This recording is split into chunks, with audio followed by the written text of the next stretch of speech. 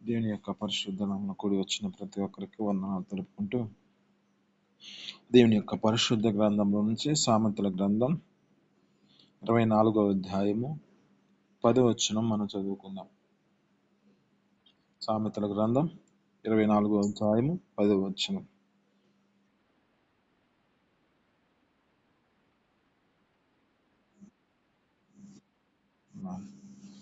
ఈ వాక్యములు మనం జ్ఞాపకం చేసుకుంటే దేవుని యొక్క మాటలు మనతో మాట్లాడుతున్న మాట. శ్రమ, మనిషి జీవితంలో శ్రమ వచ్చినప్పుడు భయపడుతూ తమ జీవితాల్లో కృంగిపోయిన సమయాలు ఉంటాయి. అయితే ఇక్కడ జ్ఞాపకం చేసుకుంటే లేఖనాలు సెలవిస్తుంది, శ్రమ దినమున నీవు కృంగిన ఎడల నీవు చేతగాని వాడి వగుతావు అని లేఖనాలు సెలవిస్తున్నాయి. ఈ మాటల చేత మన జీవితాల్లో జ్ఞాపకం చేసుకుంటే మన స్థితిని బట్టి మన జీవితంలో ఎన్నో శ్రమలు ఎన్నో బాధలు వచ్చినప్పుడు ఒక్కొక్క పర్యాయము మన దేవుని యొక్క సన్నిధిలో మనం భయాందోళన కారణమై మన జీవితాల్లో కృంగిపోతూ ఉంటాం. అయితే ఇక్కడ అంటున్న మాటలో శ్రమ దినమున నువ్వు కృంగిన ఎడల్లా చేతగాని వాడు వగుదవు. లేఖనాలు బట్టి చదువుకుంటే మనం ఏబు గారి యొక్క జీవితంలో మనం జ్ఞాపకం చేసుకుందాం కొన్ని విషయాల్ని. ఏబు గారి యొక్క జీవితం మనం జ్ఞాపకం చేసుకుంటే మొదటిగా తన జీవితంలో ఎంతగా దేవుడు ఆ యొక్క వ్యక్తిని తన జీవితంలో సమృద్ధిగా తనకు కలిగిన ఆ యొక్క అన్ని ఆస్తి కానీ ఏదైనా కానీ సమృద్ధిగా తన జీవితంలో నడిపించబడుతుంది. అక్కడ జ్ఞాపకం చేసుకుంటే యథార్థవంతుడు, న్యాయవంతుడు, తన జీవితంలో కొదువైనది ఏదీ లేదు. అయితే ఆ దినమున దేవుని యొక్క సన్నిధిలో కృప చూపించి దేవుని సన్నిధిలో నడిపించబడుతూ ఉన్నాడు. దేవుడే ఆ యొక్క వ్యక్తి ద్వారా ఆ యొక్క వ్యక్తి గురించి సాక్ష్యం చెబుతూ ఉన్నాడు. నా యొక్క భక్తుడిని చూసావా, ఒక దినమున తష్టెచ్చిస్తూ ఉంటే దేవదూతలు వచ్చే సమయంలో అపవాది ఆ ప్రాంతాల్లో అటు ఇటు తిరుగుతూ ఆ ప్రదేశానికి వచ్చినప్పుడు దేవుడు సాక్ష్యం చెబుతూ ఉన్నాడు, నా యొక్క భక్తుడైన యోబును చూసావా, అతడు ఎంత యథార్థంగా నడిపించబడుతున్నాడు, తను చెడుతనము ఆశ్రయించుకొని దేవుని యందు భయభక్తులు కలిగి నడుచుకుంటున్నాడు అని మనకు లేఖనాలు సెలవిస్తూ ఉన్నాయి. అంటే తన జీవితంలో ఎంతగా న్యాయముగా, తన జీవితంలో ఎంతగా యథార్థంగా నడుచుకుంటున్నాడో మనకి కనబడుతుంది. ఇక్కడ లేఖనాలు బట్టి చూస్తున్న మాటల్లో మనకు జ్ఞాపకం చేసుకుంటే అతని స్థితిని బట్టి అపవాది అంటుంది, అయ్యా నీవు మీ భక్తుడికి నీవు కంచె వేసి ఉన్నావు, నీవు ఆ యొక్క వ్యక్తికి సమృద్ధిగా ఉంచి ఉన్నావు, అందువలన నిన్ను స్తుతిస్తూ ఉన్నాడు, అంతటి వలన నిన్ను ఆరాధిస్తూ ఉన్నాడు. ఒకసారి ఆ వ్యక్తిని కంచె తీసివేసినాడు, అలా ఒకసారి నాకు అప్పగిస్తే చూస్తావని అంటే అక్కడ అపవాది కోరుకుంటూ ఉంది. అపవాది కోరుకున్న సమయంలో దానికి అవకాశం ఇచ్చాడు దేవుడు. అంటే అక్కడ జ్ఞాపకం చేసుకుంటే తన జీవితంలో తన స్థితిని బట్టి, అయ్యా నీవన్నిటినీ సమస్తము ఆ యొక్క వ్యక్తిని నువ్వు నీకు ఆ యొక్క వ్యక్తికి సమృద్ధిగా ఉంచావు కనుకనే నిన్ను ఆరాధిస్తున్నాడు, నీ అందు భయభక్తులు కలిగి ఉన్నాడు, ఆ యొక్క నీ త్రోవలో నడిపించబడుతున్నాడు అని చెప్పి చెబుతుంది. అయితే ఇక్కడ జ్ఞాపకం చేసుకుంటే నీవు దీవించడం చేతనే బహుగా విస్తరించి ఉన్నాడు అని చెప్పినప్పుడు, సరే ఆ యొక్క వ్యక్తి దేవుడు ఆ యొక్క వ్యక్తికి అపవాదికి సెలవిస్తూ ఉన్నాడు, ఏమనంటే సమస్తము నీ వశములో ఉన్నది కనుక అతనికి ఏమాత్రం హాని చేయకుండా ఆ యొక్క వ్యక్తి ద్వారా తన ప్రాణానికి హాని చేయకుండా కాపాడమంటుంది. హాని చేయకుండా తన ప్రాణంని ఏం చేయకుండా ఉండమని చెబుతూ ఉంది, ఆజ్ఞిస్తూ ఉన్నాడు దేవుడు. ఇక జ్ఞాపకం చేసుకుంటే ఇతనికి కలిగినవన్నీ ఒకనామొక దినాన తనకు కలిగిన వారందరూ, తనకు కలిగిన ఆ యొక్క కుమారులు కుమార్తెలే కానీ ఒక ప్రదేశంలో ఉన్నారు, తనకు కలిగిన ఎద్దులు ఈ యొక్క గాడిదలేమి సమీపంలో ఉన్న ప్రతిదీ తన జీవితంలో ఒక్కొక్కటి నాశనం అయిపోతూ ఉన్నాయి. నాశనం అయిపోతున్న స్థితిలో ఒక్కొక్క మనుషుడు వచ్చి చెబుతూ ఉన్నాడు, ఒక్కొక్క మనిషి, అయ్యా నేను ఒక్కనే మాత్రమే మిగిలి ఉన్నాను, ఇవి నేను చెప్పడానికి వచ్చి ఉన్నానని చెబుతూ ఒక్కొక్క మనిషి ఒక్కొక్కటి గురించి చెబుతూ ఉంటే తన జీవితంలో ఎంతగా కలవరం చెందాల్సిన వాడు ఉన్నా అక్కడ జ్ఞాపకం చేసుకుంటే తన జీవితంలో ఏమాత్రం కలవరం చెందకుండా దేవుని సన్నిధిలో తన జీవితాన్ని అప్పగించుకున్నవాడు కనుకనే అక్కడ జ్ఞాపకం చేసుకుంటే నేను తల్లి గర్భమందు ఒక దిగంబరుడిగా వచ్చి తిని ఇప్పుడు ఆ జీవితంలో దిగంబరుడిగా వచ్చి దిగంబరుడిగా తిరిగి వెళ్తాను. నాకు ఇచ్చింది ఇవి యెహోవాయే. యెహోవా నామమునకే స్తుతి కలుగును గాక అంటున్నాడు. ఆమేన్. అంటే ఇతని జీవితంలో ఒక శ్రమ దినమున, అంటే సర్వం కోల్పోయిన తన జీవితంలో దేవుని సన్నిధిలో దేవుని యందు భయభక్తులు కలిగి నడుచుకున్నాడు కనుక అతని జీవితంలో ఒక నిరీక్షణతో నింపబడి, ఏ మాత్రమో నాకు ఇవి ఇచ్చినవి అన్నీ దేవుడే ఇచ్చాడు నాకు అని తన జీవితంలో నడిపించబడుతూ తన స్థితిని బట్టి ఏమాత్రము కృంగిపోకుండా ఇది యెహోవా నామమునకే స్తుతి కలుగునుగా కానీ దేవుని సన్నిధిలో తన జీవితంలో యెహోవా ఇచ్చును, యెహోవా నామమునకే స్తుతి కలుగునుగా కానీ ఆ వ్యక్తి మాట్లాడుతూ ఉన్నాడు.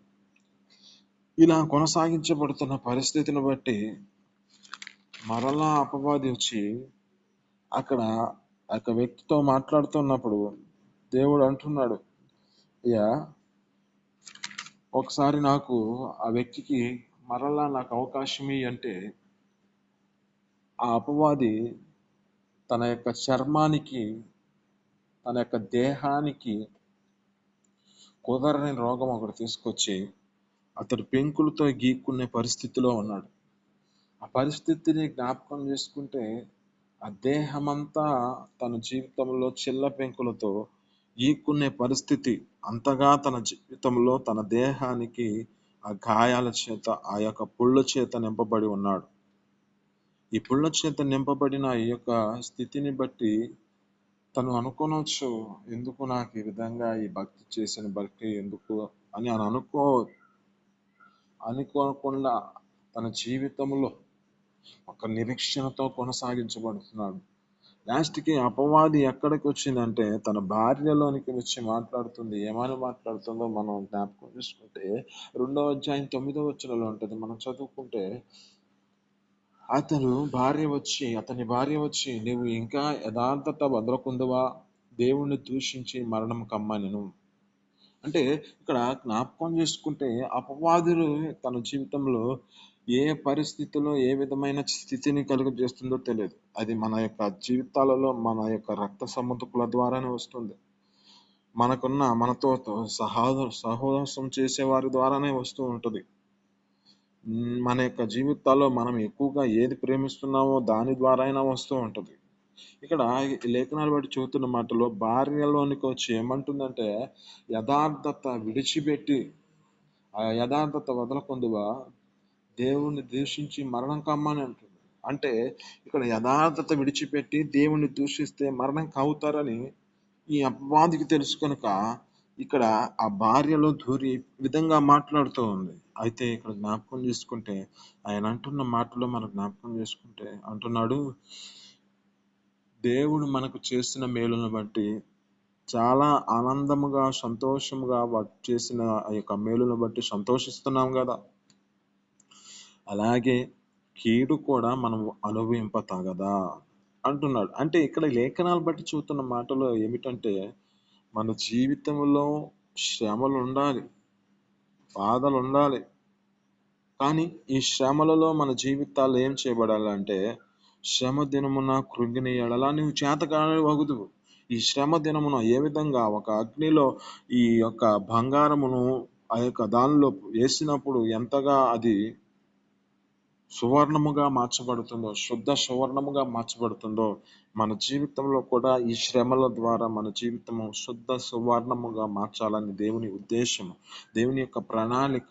ఇక్కడ ఏబు గారి యొక్క జీవితంలో జ్ఞాపకం చేసుకుంటే ఇంకనూ యథార్థత వదలకుందువా, దేవుణ్ణి దూషించి మరణంగా, అంటే అతని జీవితంలో జ్ఞాపకం చేసుకుంటే ఎంతగా తన స్థితిని బట్టి దేవుని సన్నిధిలో నడిపించబడుతున్నాడో అక్కడ మనకు కనపడుతుంది. అంటే అక్కడ జ్ఞాపకం చేసుకుంటే ఇక లేఖనాలు బట్టి చదువుతున్న మాటలో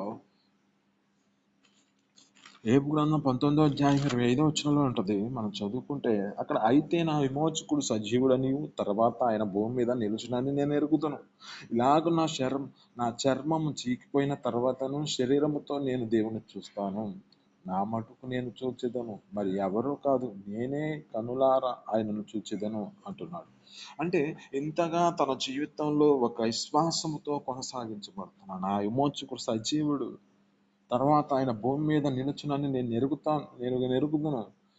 ఇలాగ నా శరీరము చర్మము చీకిపోయిన తర్వాత ఆయన శరీరంతో నా దేవుని నేను చూస్తాను. ఇది ఎవరు కాదు, నా మటుకు నేను నా కన్నులారా నేను చూస్తానంటున్నాడు. అంటే ఒక గొప్ప నిరీక్షణతో కొనసాగించబడుతున్నాడు. తన జీవితంలో ఎంతగా శ్రమ పెట్టబడ్డాడు, ఎంతగా తన జీవితంలో కురుపుల చేత పుల్ల చేత తన జీవితంలో ఎంతగా గడిపి ఉంటాడు.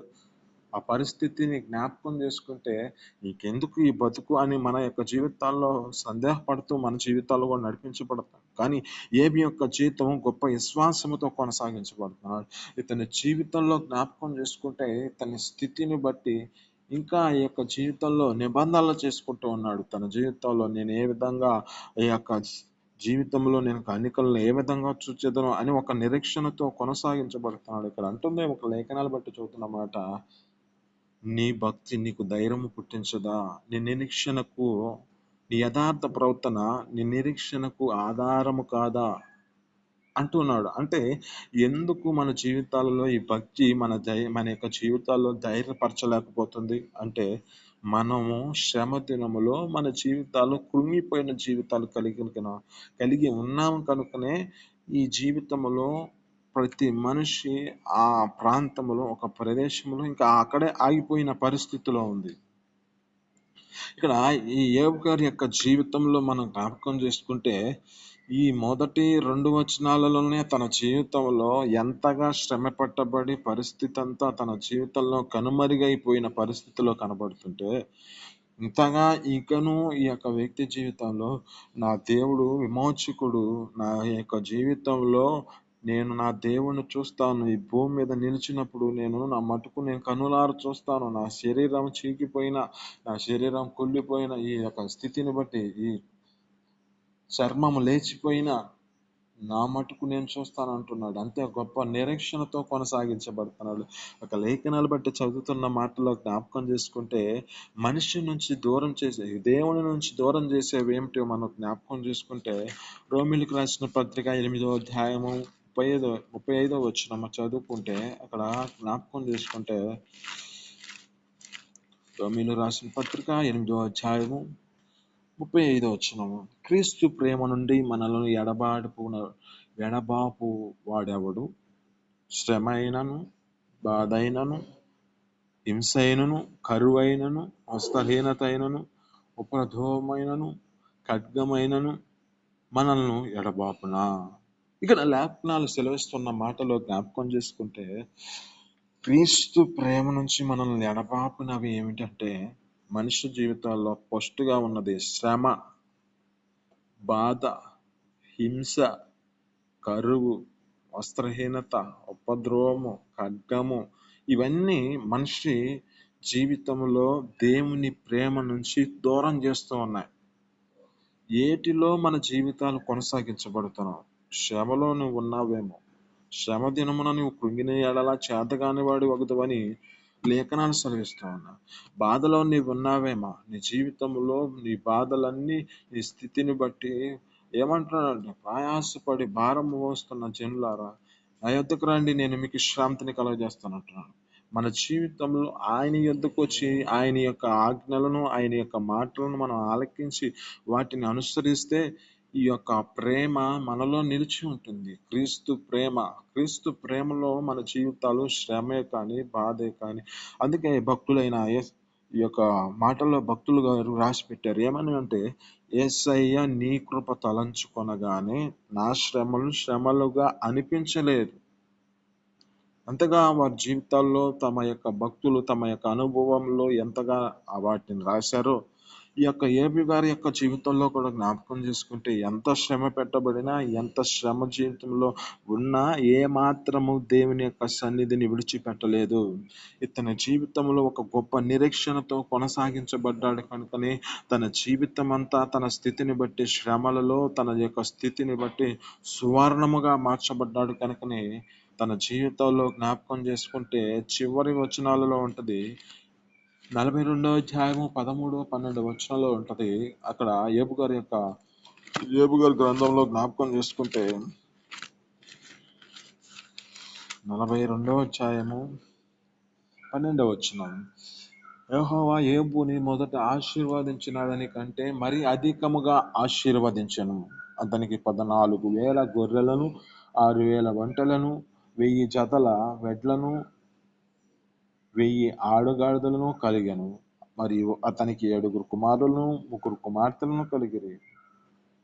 ఇక్కడ లేఖనాలు బట్టి చూస్తున్న మాటల్లో జ్ఞాపకం చేసుకుంటే, యెహోవా అంటే మొదటగా ఆ యొక్క వ్యక్తిని ఆశీర్వదించిన దానికంటే మరి అధికముగా ఆశీర్వదించబడుటకు కారణం ఏమిటంటే, ఇతడు శ్రమ దినమున కృంగిపోలేదు.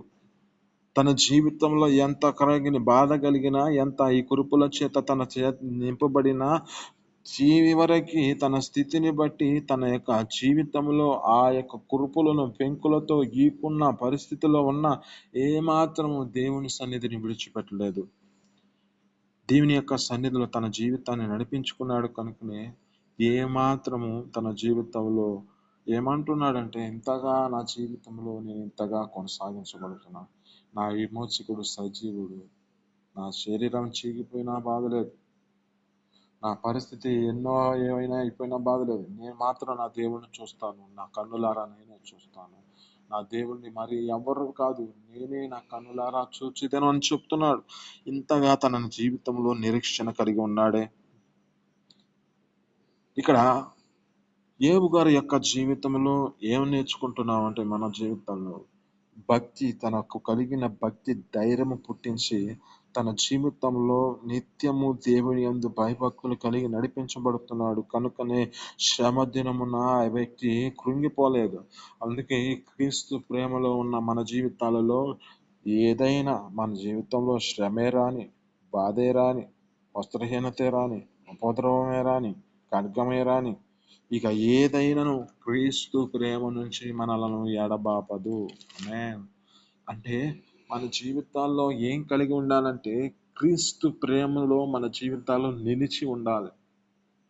ఈ క్రీస్తు ప్రేమలో మనం నిలిచి ఉంటే తగిన సమయంలో దేవుడు మనకి ఆ యొక్క శ్రమ నుంచి అయినను, ఆ బాధ నుంచి అయినను, వస్త్రహీనత నుంచి అయినను, ఉపద్రవం నుంచి అయినను, కరువు నుంచినైనను, ఖడ్గము చేతనైనను, ఆ ఖడ్గము నుంచినైనను విడిపించగలిగిన దేవుడు మన దేవుడు. ఆమేన్.